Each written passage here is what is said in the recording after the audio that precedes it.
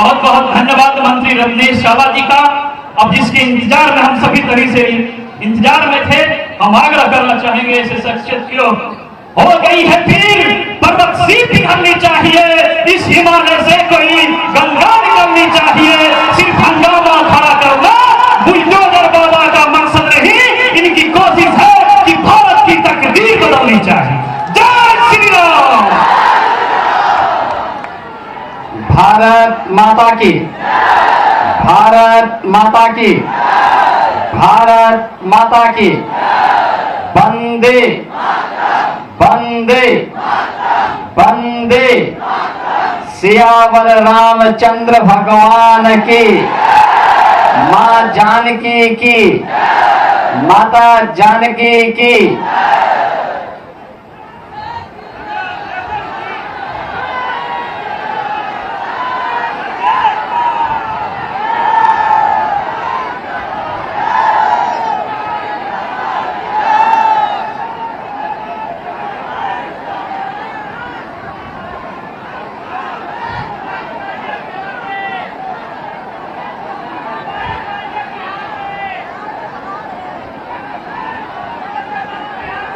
आज की इस चुनाव नामांकन सभा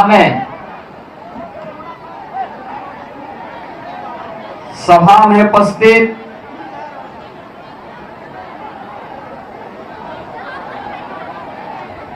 बिहार सरकार के मंत्री श्री जनकराम जी, बिहार सरकार के मंत्री और सोनवर्षा से प्रत्याशी श्री रत्नेश सारा जी,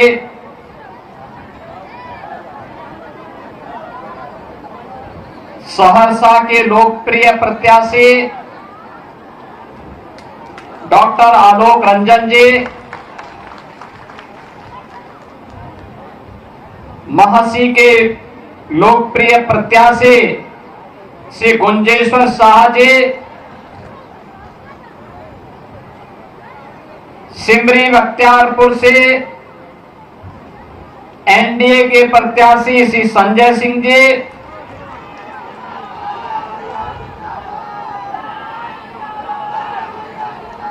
हजारीबाग के लोकप्रिय सांसद श्री मनीष जायसवाल जी,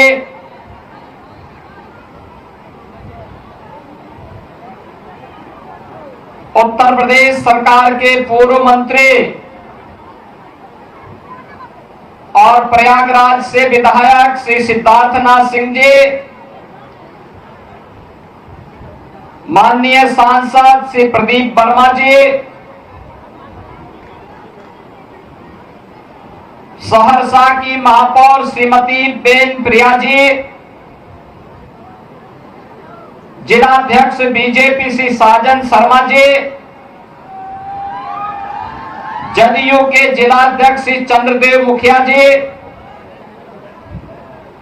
अभय गिरी जी, सुरेंद्र यादव जी और भारी संख्या में सहरसा की इस धरती में उपस्थित इस मिथिला क्षेत्र से जुड़े हुए मेरे सभी उपस्थित बहनों और भाइयों, आज मुझे मां जानकी की इस पावन धरा में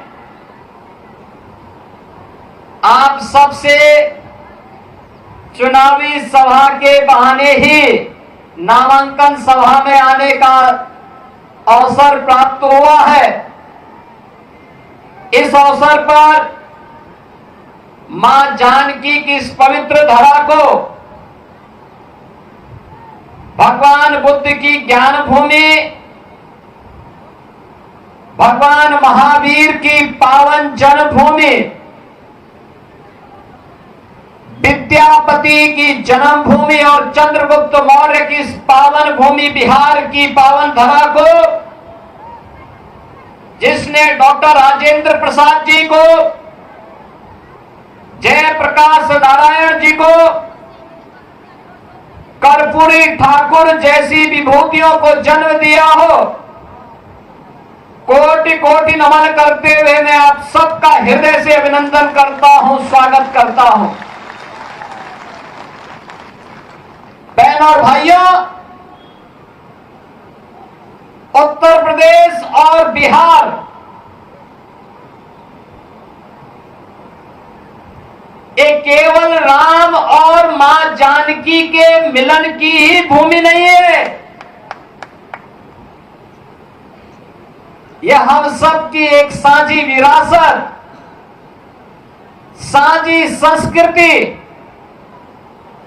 आस्था और साझे भविष्य का प्रतीक भी है। और उसी साझी विरासत को एक साथ आगे बढ़ाने के संकल्प के साथ मैं आज उस पावन संकल्प के साथ जोड़ने के लिए आपके बीच में यहां पर उपस्थित हुआ हूं। आज से 10 वर्ष पहले, 8 वर्ष पहले जब हम लोग बिहार में आते थे, एक प्रश्न बिहार की ओर से छेड़ा जाता था और वे बोलते थे, क्या अयोध्या में राम मंदिर बनेगा? हम लोग कहते थे अवश्य बनेगा, अवश्य बनेगा। यहां का राम भक्त कहता था कब बनेगा? हमारे पत्रकार बंधु भी प्रश्न करते थे कैसे बनेगा? और कांग्रेस और आरजेडी के लोग बोलते थे कभी नहीं बनेगा। हम कहते थे बनेगा, बनेगा, अवश्य बनेगा। यहां का राम भक्त कहता था कि रामलला हम आएंगे, मंदिर वहीं बनाएंगे। भविष्य की एक शुभ संकेत को लेकर के उत्साह और उमंग के साथ दौड़ता था, खड़ा होता था। और आज तो अयोध्या में भगवान राम का भव्य मंदिर बन गया है और राम दरबार भी विराजमान हो गया है। अयोध्या में भगवान राम, मां जानकी, भरत जी, लक्ष्मण जी, शत्रुघ्न जी, हनुमान जी, इन सब का दरबार भी राम जन्मभूमि में विराजमान हो गया है। और अब तो बिहार की धरती पर भी मां जानकी का 900 करोड़ रुपए की लागत से भव्य मंदिर का निर्माण का कार्य प्रारंभ हो चुका है। यह है विरासत, और बिहार के पास तो एक समृद्ध विरासत है। ये समृद्ध विरासत मां जानकी का भी है। ये समृद्ध विरासत भगवान बुद्ध की ज्ञान की परंपरा का भी है, भगवान महावीर की जन्मभूमि का भी है, विद्यापति के ज्ञान की परंपरा का भी है, आर्यभट्ट के गणतज्ञ जैसे विश्व प्रसिद्ध गणतज्ञ की विरासत का भी है, और वैशाली के लोकतंत्र की भी है। और लोकतंत्र पर आ जाएंगे, कोई जेपी खड़ा हो जाएगा बिहार से लोकतंत्र को बचाने के लिए। वह समृद्ध विरासत भी बिहार के पास है। याद करिए, इसी बिहार की धरती ने डॉक्टर राजेंद्र प्रसाद जी को जन्म दिया था। देश के प्रथम राष्ट्रपति बने, और राष्ट्रपति बनने के बाद स्वतंत्र भारत में सोमनाथ के मंदिर का पुनरुद्धार का कार्य होना है। पंडित जवाहरलाल नेहरू ने कहा नहीं जाना है, राष्ट्रपति ने कहा नहीं मैं जाऊंगा, क्योंकि भारत के सांस्कृतिक, भारत के नए आभा को वैश्विक जगत में प्रस्तुत करना है। इसलिए सोमनाथ के मंदिर के पुनरुद्धार के कार्य का कांग्रेस भले ही विरोध करेगी, लेकिन भारत के राष्ट्रपति के नाते भारत की आस्था का सम्मान करना मेरा दायित्व है। और डॉक्टर राजेंद्र प्रसाद जी वहां गए थे, सोमनाथ की धरती पर गए थे। आप याद करिए, मोदी जी पहले प्रधानमंत्री हैं जो अयोध्या गए, श्री राम जन्मभूमि पर भगवान श्री राम के भव्य मंदिर के निर्माण की आधारशिला भी रखी और गत वर्ष भगवान राम लला को विराजमान करने का काम भी प्रधानमंत्री मोदी जी ने अपने कर कमलों से संपन्न किया है। भारत की आस्था का सम्मान होगा, भारत की विरासत का संरक्षण होगा, तो वह विरासत ही विकास की नींव को पुख्ता करेगा। बहनों और भाइयों, क्या हो रहा था कांग्रेस के शासनकाल में? ये विरासत को अपमानित करते थे, कहते थे राम हुए ही नहीं, कृष्ण हुए ही नहीं,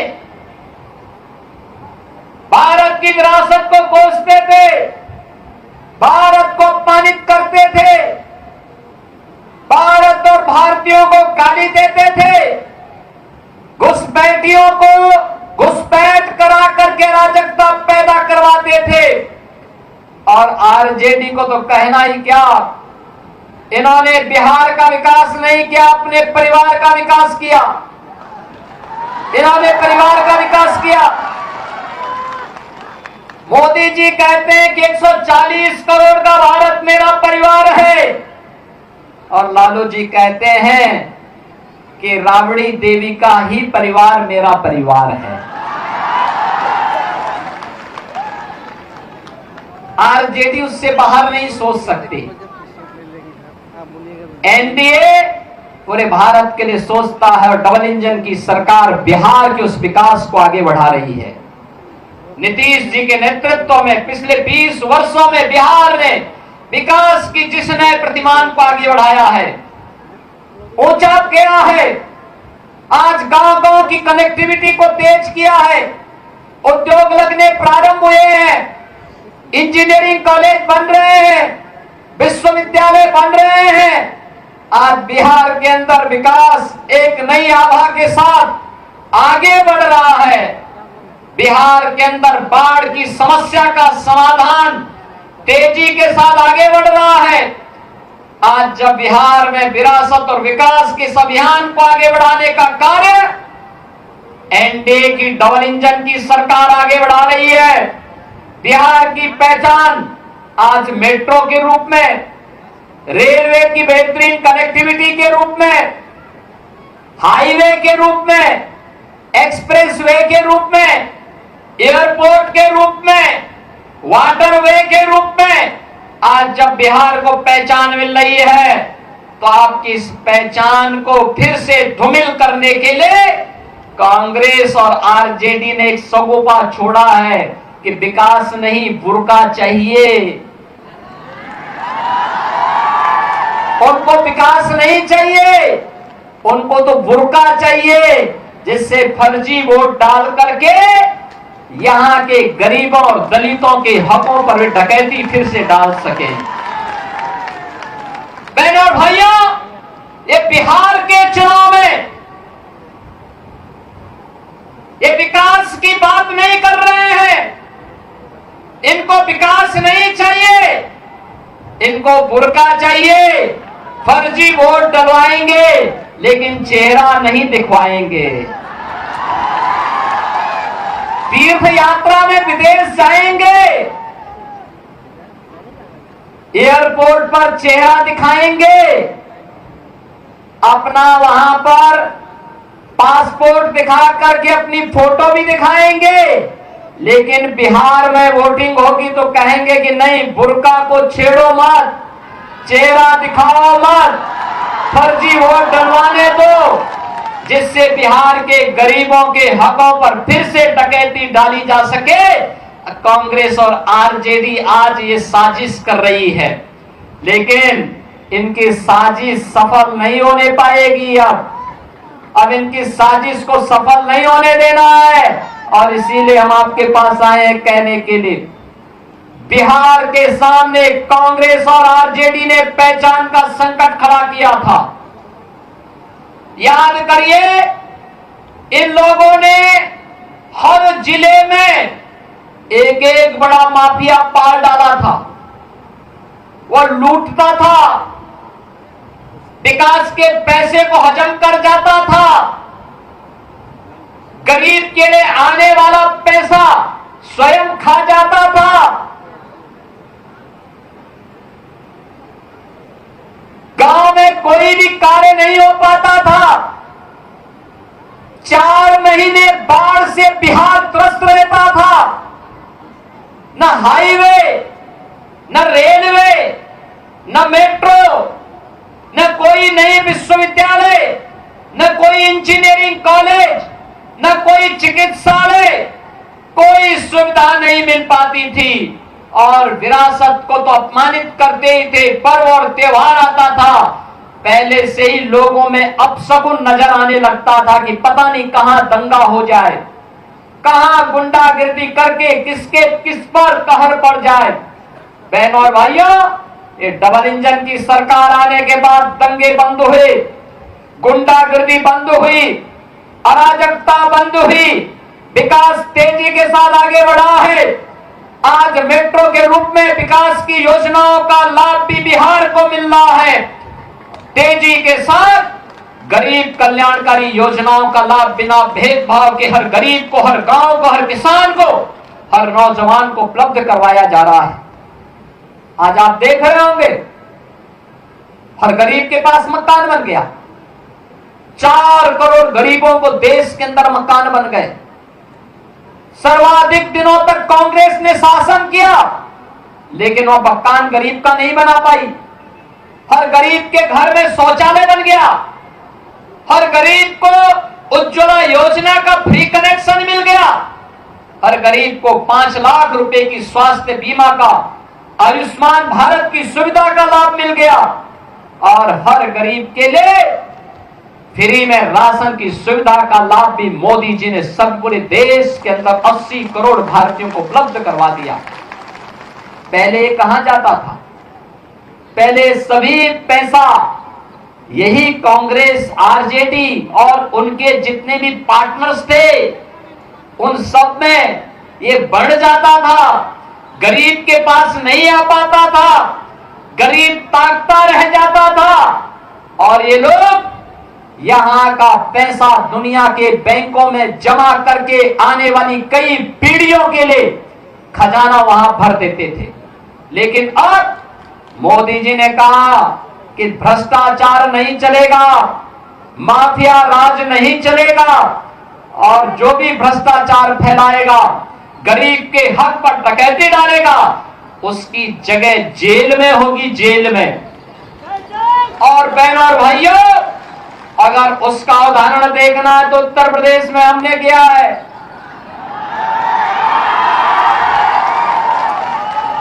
सिद्धार्थनाथ सिंह जी हमारे विधायक हैं, मंत्री रहे हैं हमारे साथ में उत्तर प्रदेश में।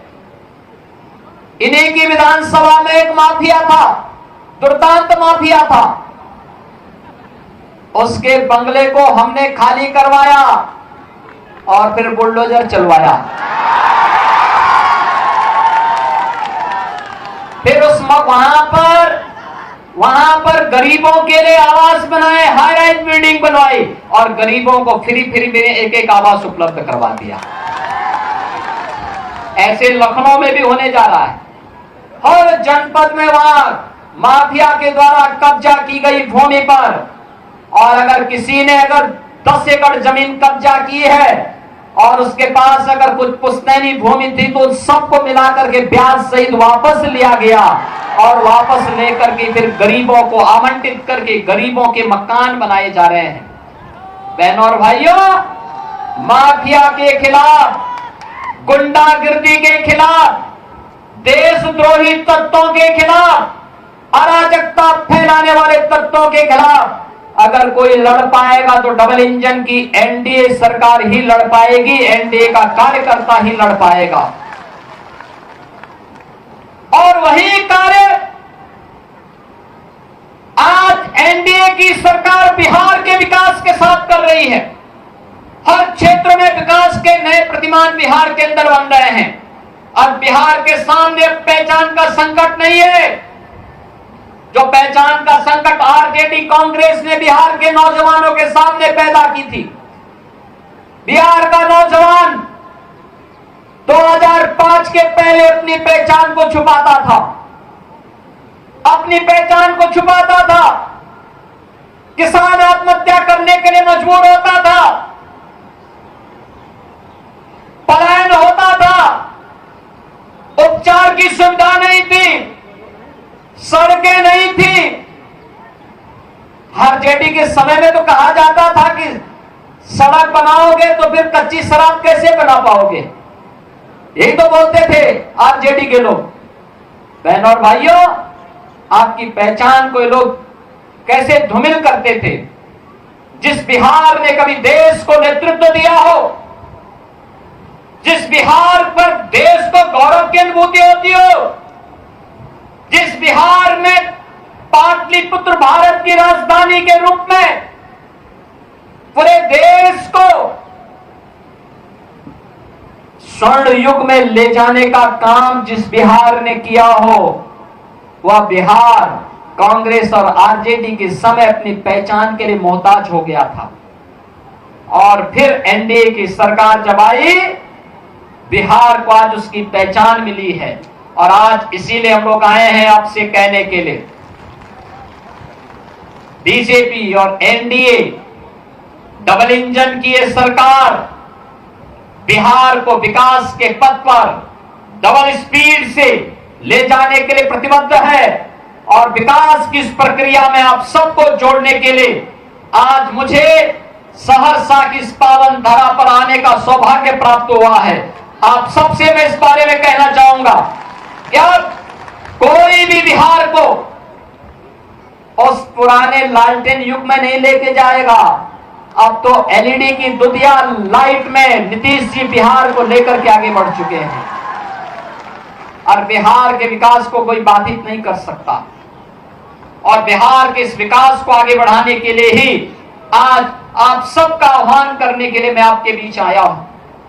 हमें जब भी अवसर मिला, हम लोगों ने उत्तर प्रदेश के अंदर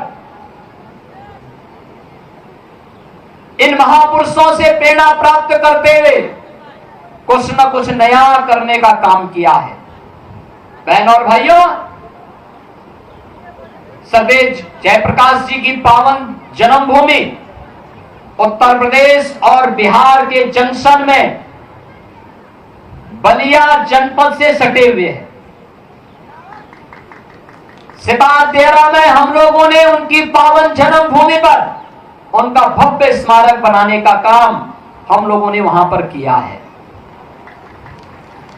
वहां पर सदैव जयप्रकाश जी ने 1977 में कहा था, एक इच्छा व्यक्त की थी कि मेरी जन्मभूमि में एक चिकित्सालय बनना चाहिए और हो सके तो उसका नाम उनकी धर्मपत्नी प्रभा देवी जी के नाम पर रख दिया जाए। उत्तर प्रदेश में समाजवादी पार्टी की सरकार ये कार्य नहीं कर पाई, लेकिन यह सौभाग्य हमारा है 17 में हमारी सरकार आई, हम लोगों ने वहां के चिकित्सालय का नाम सदैव जयप्रकाश जी की धर्मपत्नी के नाम पर किया है। आज वहां की कनेक्टिविटी को बेहतर किया है और विकास की प्रक्रिया के साथ, तेजी के साथ सितादेरा भी आगे बढ़ चुका है। हमें उत्तर प्रदेश के अंदर एक नेशनल लॉ यूनिवर्सिटी की स्थापना करनी थी, हमने वह भी प्रयागराज की धरती पे किया। जब विश्वविद्यालय स्थापित हो रहा था, लोगों ने कहा किस नाम से होगा, हम लोगों ने कहा कि संविधान सभा के अध्यक्ष के रूप में डॉक्टर राजेंद्र बाबू का योगदान था, डॉक्टर राजेंद्र प्रसाद जी के नाम पर नेशनल लॉ यूनिवर्सिटी का नामकरण होगा। बहनों और भाइयों, आज बौद्ध कनेक्टिविटी की दृष्टि से अगर आप देखेंगे कितना बेहतर कार्य डबल इंजन सरकार बौद्ध परिपथ के रूप में कर रही है। बौद्ध परिपथ को जोड़ने का काम हो या अयोध्या से सीतामढ़ी तक राम जानकी मार्ग के माध्यम से अयोध्या की कनेक्टिविटी को बेहतर बनाने के लिए यह कार्य भी डबल इंजन की भारतीय जनता पार्टी की उत्तर प्रदेश सरकार आपके साथ मिलकर के कर रही है। और इसीलिए आज आप सबसे कहने के लिए मैं आया हूं, भारतीय जनता पार्टी ने सहरसा से एक लोकप्रिय प्रत्याशी डॉक्टर आलोक रंजन जी को आपके बीच में पुनः उतारा है। डॉक्टर आलोक रंजन जी आपके बीच में है। सोनवर्षा से बिहार सरकार के मंत्री श्री रत्नेश साला जी प्रत्याशी के रूप में आपके बीच में है। मासी से श्री गुंजेश्वर शाह जी प्रत्याशी के रूप में आपके बीच में है और एनडीए लोजपा के प्रत्याशी सिमरी बख्तियारपुर से श्री संजय सिंह जी आपके बीच में है। बहनों और भाइयों, ये एनडीए के हमारे प्रत्याशी हैं। एनडीए के इन प्रत्याशियों को विजयी बना करके भेजेंगे ना, बना करके भेजेंगे। ये सब विजयी बन करके जाएंगे ना। तो आज तो नामांकन की प्रक्रिया पूरी होने जा रही है। अभी दीपावली के बाद चुनावी सभाएं होंगी। इस अवसर पर आप सबका मैं आह्वान करूंगा। ये चारों प्रत्याशी यहां पर एनडीए के हैं। इन एनडीए के हमारे प्रत्याशियों को भारी बहुमत से विजयी बनाना है। एनडीए की सरकार को लेके आना है। आप सब इनको विजयी बनाएंगे तो मेरे साथ बोलेंगे भारत माता की, भारत माता की, भारत माता की जय जय श्री राम, जय जय श्री राम। आप सबको दीपावली की और छठ महापर्व की मंगल में शुभकामनाएं देते हुए मैं वाणी को विराम देता हूं। धन्यवाद। जय हिंद।